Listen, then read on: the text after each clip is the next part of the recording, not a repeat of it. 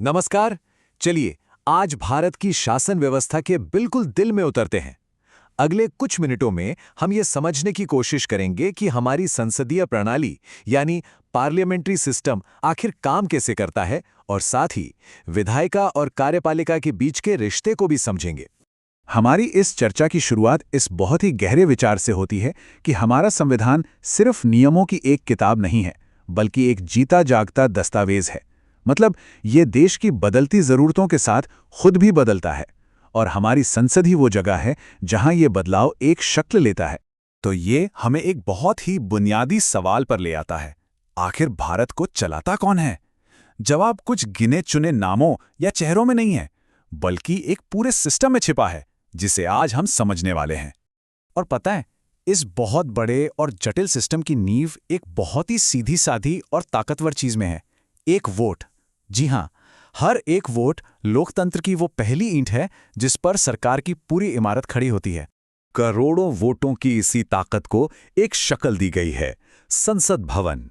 ये सिर्फ एक इमारत नहीं, बल्कि जनता का घर है, जहां देश की किस्मत पर बहस होती है और उसे एक दिशा दी जाती है।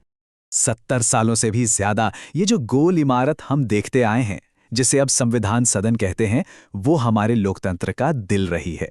यहीं पर आजाद भारत के भविष्य की नींव रखी गई और न जाने कितने ऐतिहासिक पल देखे गए। और अब ये नई इमारत एक नए आधुनिक भारत का प्रतीक है। ये हमारी विरासत का सम्मान भी करती है और साथ ही आज की ज़रूरतों को भी पूरा करती है। इसमें टेक्नोलॉजी भी है और सस्टेनेबिलिटी भी। तो इस जनता के घर के अंदर आखिर होता क्या है? देखिए, भारत की संसद के दो हिस्से हैं, या यूं कहें कि दो चेंबर हैं जो मिलकर कानून बनाने का काम करते हैं। आइए इसको थोड़ा और आसान बनाते हैं। एक तरफ है लोकसभा, जैसा कि नाम से ही जाहिर है, जनता का सदन। यहाँ सदस्य सीधे जनता के वोट से चुने जाते हैं। और दूसरी तरफ है राज्यसभा, यानी राज्यों की परिषद, जो हमारे देश के अलग अलग राज्यों की आवाज़ होती है। यह दोहरा सिस्टम पक्का करता है कि हर कानून पर हर नजरिए से सोचा जाए। और इस पूरी तस्वीर को पूरा करते हैं भारत के राष्ट्रपति। अब देखिए, वो किसी भी सदन के सदस्य तो नहीं होते, लेकिन फिर भी संसद का एक बहुत अहम हिस्सा है। कोई भी बिल उनकी मंजूरी के बिना कानून नहीं बन सकता। ठीक है, तो अब हमें संसद का ढांचा तो समझ आ गया। अब सवाल ये है कि जो सरकार देश चलाती है, वो बनती कैसे है? यहाँ एक बहुत जरूरी बात समझने वाली है। हमारी सरकार यानी एग्जीक्यूटिव, संसद यानी लेजिस्लेटर से अलग नहीं है, बल्कि उसी में से निकलती है।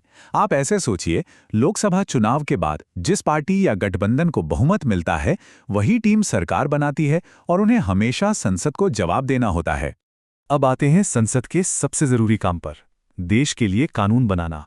तो कोई भी कानून अपनी जिंदगी एक आइडिया की तरह शुरू करता है, और जब उस आइडिया को कागज पर उतारा जाता है तो उसे कहते हैं बिल या विधेयक। ये बस एक प्रस्ताव है जिसे कानून बनने से पहले एक लंबी और मुश्किल परीक्षा पास करनी होती है। और जैसा कि देख सकते हैं, ये रास्ता बिल्कुल आसान नहीं है। पहले बिल एक हाउस में आता है, उस पर खूब बहस होती है, वोटिंग होती है। अगर पास हो गया तो फिर दूसरे हाउस में जाता है, जहां यही पूरी कहानी फिर से दोहराई जाती है। और आखिर में इसे कानून बनने के लिए राष्ट्रपति की हाँ की जरूरत होती है। इसका सबसे अच्छा उदाहरण है राइट टू एजुकेशन एक्ट। एक वक्त था जब यह सिर्फ एक सपना था, संविधान में लिखी एक बात थी, लेकिन इसी पूरी संसदीय प्रक्रिया से गुजरकर यह एक हकीकत बना जिसने भारत के लाखों बच्चों को शिक्षा का मौलिक अधिकार दिया। अच्छा, इतनी ताकत कानून बनाने की, देश चलाने की, तो फिर सरकार पर लगाम कौन कसता है? जवाबदेही कैसे तय होती है?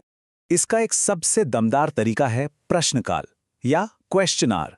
ये संसद के दिन का वो एक घंटा होता है जब सांसद मंत्रियों से सीधे सरकार की नीतियों और कामों पर तीखे सवाल पूछ सकते हैं।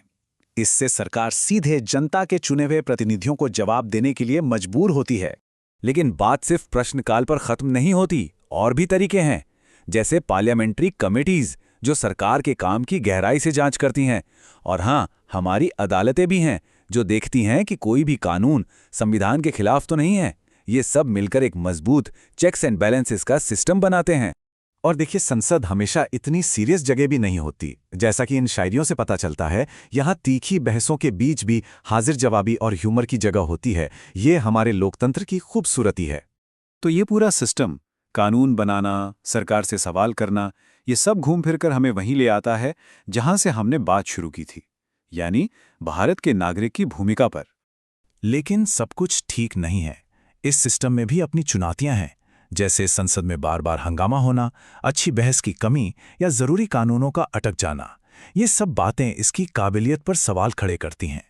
और यहीं पर अटल बिहारी वाजपेयी जी की ये बात हमें याद दिलाती है कि असल में मायने क्या रखता है। सरकारें और पार्टियां तो आती जाती रहेंगी, लेकिन ये देश और इसका लोकतंत्र हमेशा रहना चाहिए। और ये बात हमें एक आखिरी और शायद सबसे जरूरी सवाल पर छोड़ जाती है।